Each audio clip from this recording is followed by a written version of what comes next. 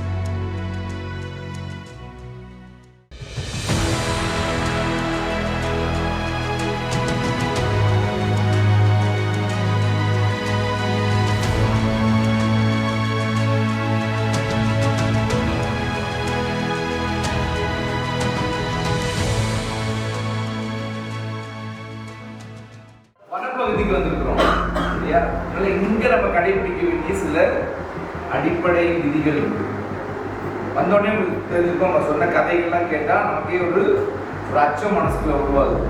அதனால தனியாக எங்கேயும் போகாதீங்க, இந்த எல்லைக்குள்ளே இருங்க. அப்படின்னா நமக்கு பாதுகாப்பாக தான் இருக்கும்.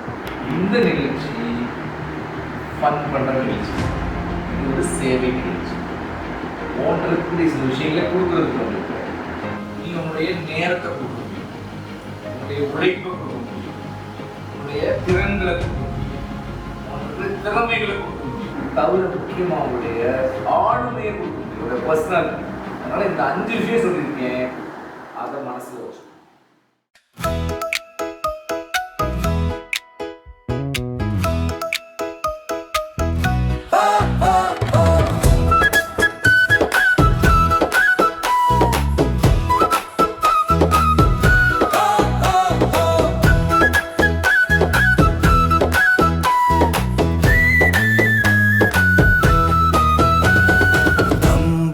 தங்கை உயர்ந்திடவா, வாழ்க்கையில் நீயும் சிறந்திடவா, நெறிகளை பின்பற்றி உயர்ந்திடவா, வாழ்க்கையில் நீயும் சிறந்திடவா. உயர்ந்திடு, சிறந்திடு, வாழ்க்கை நெறிகளை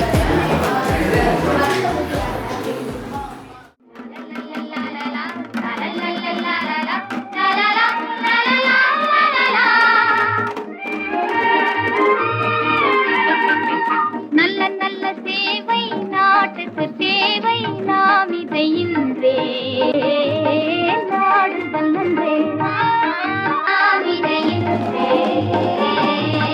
நாடுதல் நன்றே.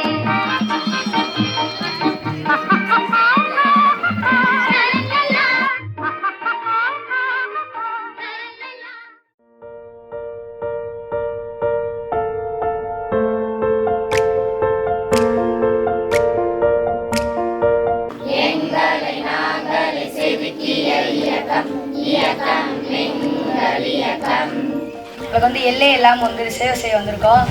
நாங்கள் மொத்தம் 4 டீமாக பிரிஞ்சிருக்கோம். உங்கள் ஊரை நல்லா சுத்தப்படுத்தி நிறையா சேவை பண்ணலான் இருக்கோம். செம்மனாரை குழந்தைகளை பார்க்கறது ரொம்ப மகிழ்ச்சியா இருக்குது. வருது இந்த புதையலா? தம்பிங்க வந்து பாருங்க, வாங்க வந்து பாரு, அந்த புதைய வந்து பாரு, இந்த புதைய வந்து பாரு. இந்த வாழ்க்கையில பெரிய புதையலே யாரு? நான் தான். நான் ஒவ்வொருத்தரும் இந்த வாழ்க்கையில எனக்கு கொடுத்திருக்கிற பெரிய புதையல். உங்களுக்கு கூடிய ஆளுமை, இது எல்லாத்தையும் நீங்க கரெக்டா பயன்படுத்துனீங்கன்னா உங்க வாழ்க்கையில இன்னும் அடுத்தடுத்து வரும்போது நான் தான், என் மேல நம்பிக்கை வைக்கிறேன், நானு என்னால முன்னேற முடியும் அப்படின்னு சொல்லி நீங்களும் உங்க வாழ்க்கையில உங்களுக்கு கிடைச்சிருக்க புதையல். சோ உங்களை குறித்து நீங்க என்ன செய்யுங்க? உயர்ந்த மதிப்பீடுகளை வைங்க, சிறந்த இடத்துக்கு போவீங்க. ஒவ்வொரு குழந்தைகளும் தங்களது திறமைகள் மற்றும் பொறுப்புகளுக்கேற்ப 4 குழுக்களாக பிரிந்திருந்தனர். ஒவ்வொரு குழுவிற்கும் ஒரு தனித்துவமான பொறுப்பு. ஒவ்வொரு பொறுப்பிற்கும் ஒரு உயர்ந்த நோக்கம் மட்டுமே இருந்தது.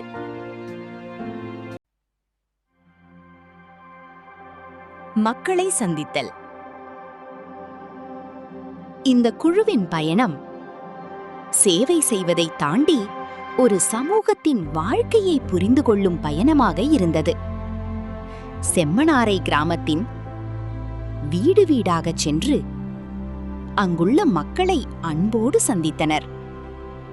அவர்களின் வாழ்க்கை முறை, அன்றாட சவால்கள், வாழ்வாதாரம் மற்றும் தேவைகளை கவனமாக கேட்டு புரிந்து கொண்டனர். ஒவ்வொரு சந்திப்பும் ஒரு புதிய அனுபவமாக இருந்தது.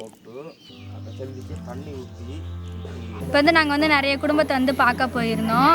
அவங்க வாழ்க்கை முறை பார்க்குறப்ப எங்களுக்கே கொஞ்சம் கஷ்டமாக இருந்துச்சு. ஏன்னா இங்கேருந்து ஒரு ஹாஸ்பிட்டல் போகணுன்னாலும் சரி, கடைக்கு போகணுன்னாலும் சரி ரொம்ப தூரத்தில் தான் போகணும்னு சொல்லி சொல்லியிருந்தாங்க.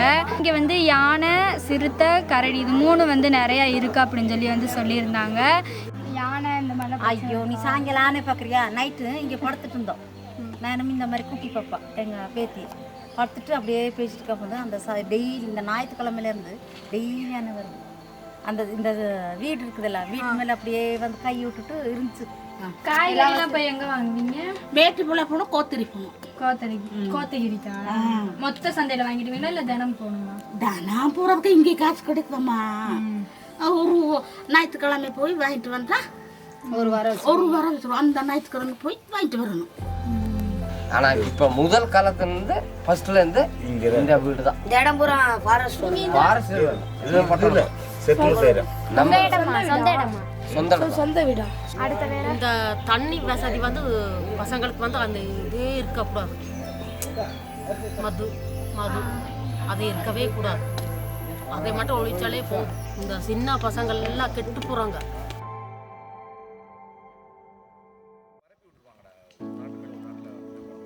தூய்மை குழு.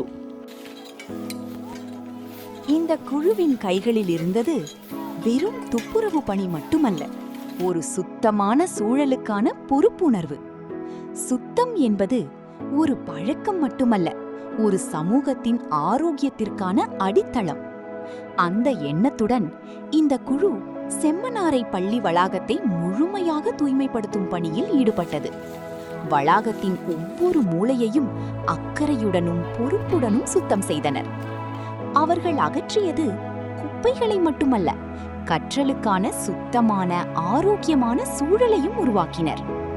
அவர்கள் சுத்தம் செய்தது ஒரு பள்ளி வளாகத்தை மட்டுமல்ல, பல குழந்தைகள் நாளை கற்கப் போகும் ஒரு அழகான சூழலையும் உருவாக்கினர்.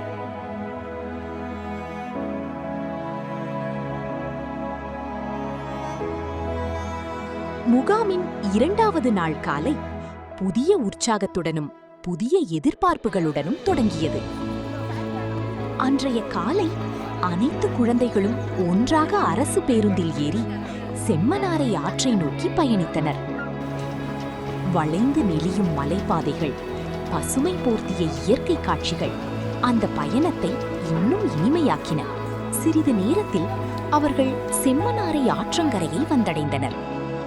தெளிந்த நீர், குளிர்ந்த தென்றல், மலைகளின் அமைதி, இயற்கை அவர்களை அன்போடு வரவேற்றது. ஆற்றில் இறங்கிய அந்த நொடியில் இருந்து சிரிப்புகள் அதிகரித்தன. மகிழ்ச்சி கரை புரண்டது.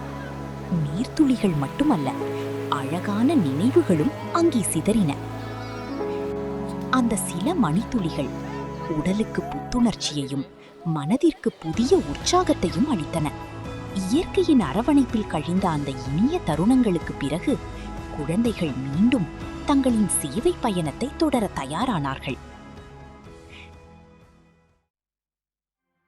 வண்ணம் தீட்டும் குழு.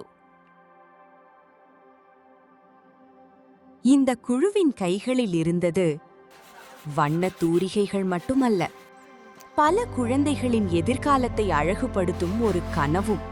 கற்றல் என்பது புத்தகங்களில் மட்டும் இல்லை, குழந்தைகளை சுற்றியுள்ள சூழலிலும் இருக்கிறது. அந்த எண்ணத்தோடு செம்மனாரை பள்ளி கட்டிடத்திற்கு புதிய பொலிவூட்டும் பணியில் இந்த குழு முழு ஈடுபாட்டுடன் செயல்பட்டது. மங்கியிருந்த சுவர்கள் மெல்ல மெல்ல புதிய வண்ணங்களால் உயிர் பெறத் தொடங்கின. ஒவ்வொரு தூரிகை தீற்றலும் ஒரு புதிய நம்பிக்கையை வரையத் தொடங்கியது. அது மட்டுமல்ல, பள்ளிச் சுவர்களில் அழகிய ஓவியங்களும் வரையப்பட்டன.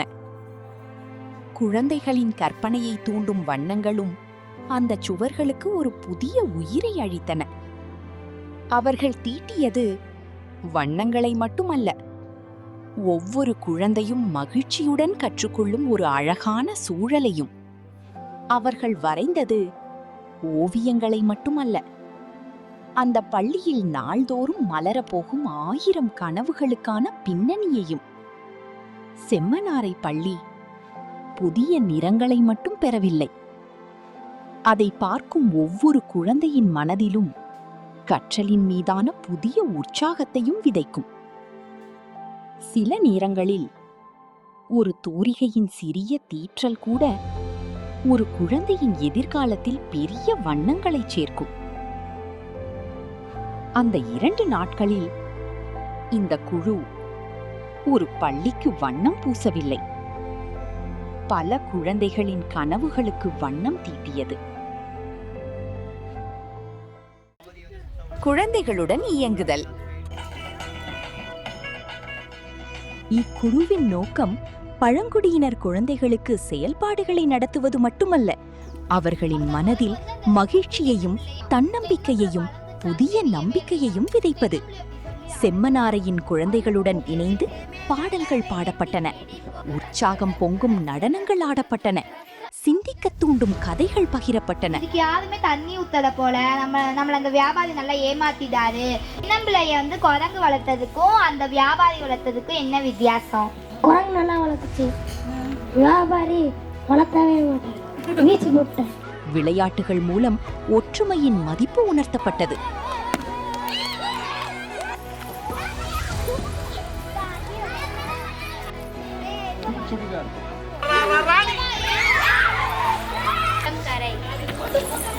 மேலும் திறன் மேம்பாட்டு பயிற்சிகள் வழியாக ஒவ்வொரு குழந்தையின் தனித்திறமையும் வெளிக்கொணரப்பட்டது. அந்த செயல்பாடுகளில் யாரும் ஆசிரியர்களாக இருக்கவில்லை, யாரும் மாணவர்களாகவும் இருக்கவில்லை. அனைவரும் நண்பர்களாக இருந்தனர். சிரிப்புகள் மொழியாக மாறின, விளையாட்டுகள் நட்பை உருவாக்கின, கற்றல் மகிழ்ச்சியாக மாறியது. அந்த சில மணி நேரங்களில் அவர்கள் பாடல்களை மட்டும் கற்றுக்கொள்ளவில்லை, தன்னம்பிக்கையையும் கற்றுக்கொண்டனர். விளையாட்டை மட்டும் விளையாடவில்லை, ஒன்றிணைந்து வாழ்வதன் அர்த்தத்தையும் உணர்ந்தனர். அந்த நாள் சிறு சிறு செயல்பாடுகள் பல சிறிய இதயங்களில் பெரிய கனவுகளின் விதைகளை விதைத்தன.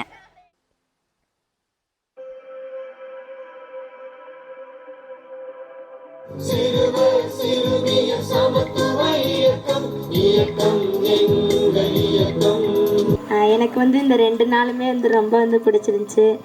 குறிப்பாக சொல்லணும்னா வந்து நான் வந்து குழந்தைகளுடன் இயங்குதல் டீம்லேருந்து இருந்தேன். இந்த காடு வந்து எவ்வளோ பெருசாக வந்து எங்களோட சேவையும் வந்து உங்களுக்கு அவ்வளோ பெருசாக இருக்கும்னு வந்து நினைக்கிறேன்.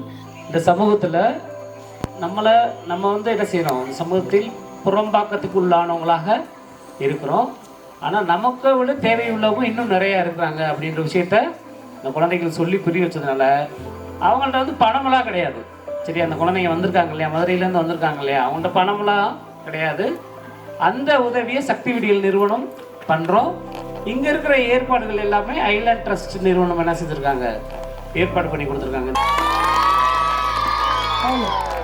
நான் ஐலாண்ட் அறக்கட்டளையினுடைய மேலாண்மை அரங்காவில் பேசுகிறேன். என் பேர் அல்ஃபோன்ஸ் ராஜ்.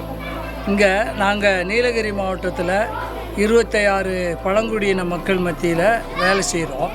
இதில் இந்த கோடை காலத்தில் எங்களுக்கு மிக சிறப்பாக எங்களுடைய பழங்குடியின குழந்தைகளுக்கு ஒரு நல்ல ஒரு கலை பயிற்சி மற்றும் அந்த குழந்தைகளை 2 நாள் மகிழ்விப்பதற்காக மதுரையில் இருக்கக்கூடிய சக்தி விடியல் அறக்கட்டளையிலிருந்து அங்கே இருக்கக்கூடிய குழந்தைகள் குழு 35 பேர் இங்கே வந்திருந்தாங்க.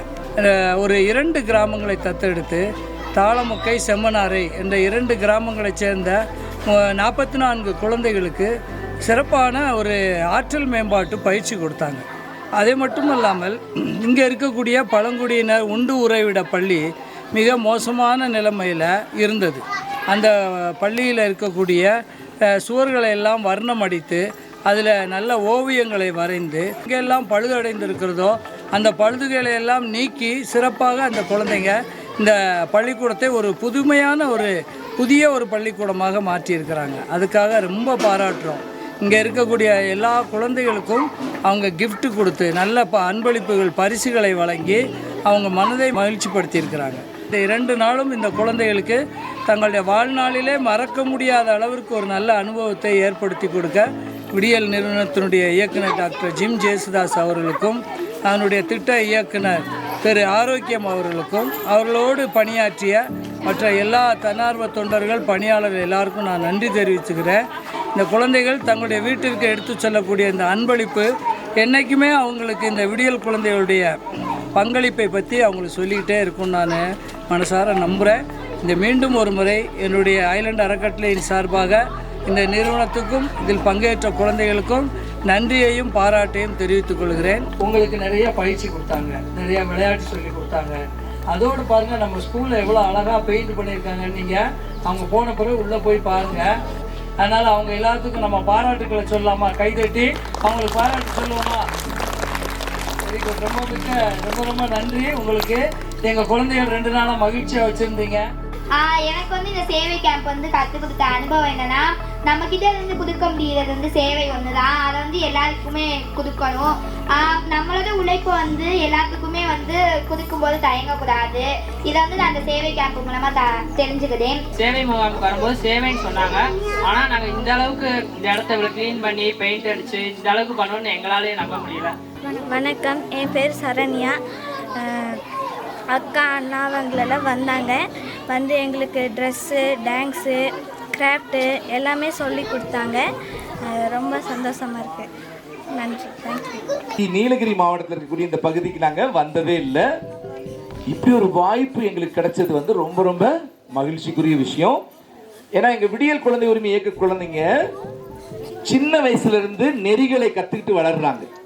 மற்றவங்களுக்கு உதவி செய்யணும், மற்றவங்களுக்கு உதவி செய்யறது மூலமா நமக்கு மகிழ்ச்சி கிடைக்கும், நமக்கு ரொம்ப நிம்மதி கிடைக்கும் அப்படின்றத புரிஞ்சு வளர்றாங்க. அந்த வகையில் இந்த ஆண்டு இந்த சேவை நிகழ்ச்சி கைகூடி வர்றதுக்கு எங்களுக்கு மிகுந்த உதவியாக இருந்த மதிப்பிற்குரிய ஐலாண்ட் ட்ரஸ்டுடைய தற்போதைய செயல் இயக்குனர் அல்போன்ஸ் ராஜ் சார் அவர்களுக்கு எங்களுடைய மனமார்ந்த நன்றியினை முதல்ல நான் தெரிவிச்சுக்கிறேன். Thank you sir, thank you so much.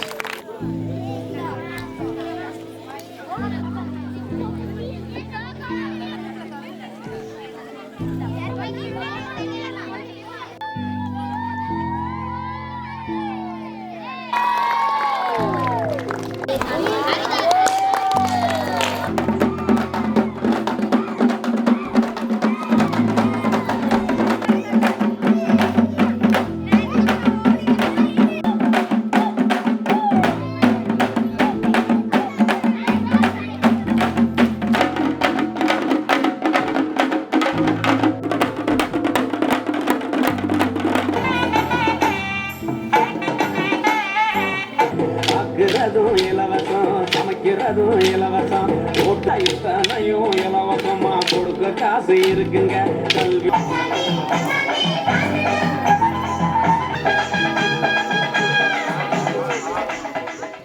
ஒவ்வொரு பயணமும் ஒரு இலக்கை அடைவதற்காக மட்டுமல்ல, ஒரு மாற்றத்தை உருவாக்குவதற்காகவும் அமைகிறது.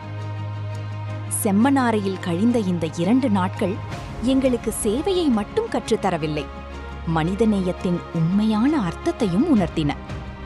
சிறிய செயல்கள் பெரிய மாற்றங்களுக்கு விதையாக மாறும் என்பதை இந்த பயணம் மீண்டும் ஒருமுறை நினைவூட்டியது. இங்கே உருவான உறவுகள், பகிரப்பட்ட அன்பு, கற்றுக்கொண்ட பாடங்கள் இவை அனைத்தும் காலத்தால் அழிக்க முடியாத நினைவுகளாக என்றும் நிலைத்திருக்கும். இந்த முகாம் இன்று நிறைவடையலாம். ஆனால் இங்கே தொடங்கிய சேவையின் எண்ணம் இன்னும் பல பயணங்களாக தொடரும். சின்னஞ்சிறு கைகள் ஒன்றிணையும் போது அவை உருவாக்கும் மாற்றம் என்றும் பெரியதாகவே இருக்கும். சில பயணங்கள் இலக்கை அடைந்ததும் முடிவதல்ல, அவை ஒரு புதிய வாழ்க்கை பயணத்தின் தொடக்கமாக மாறுகின்றன. சேவையில் சின்னஞ்சிறு கைகள் இதயங்களில் என்றும் வாழும் ஒரு பயணம்.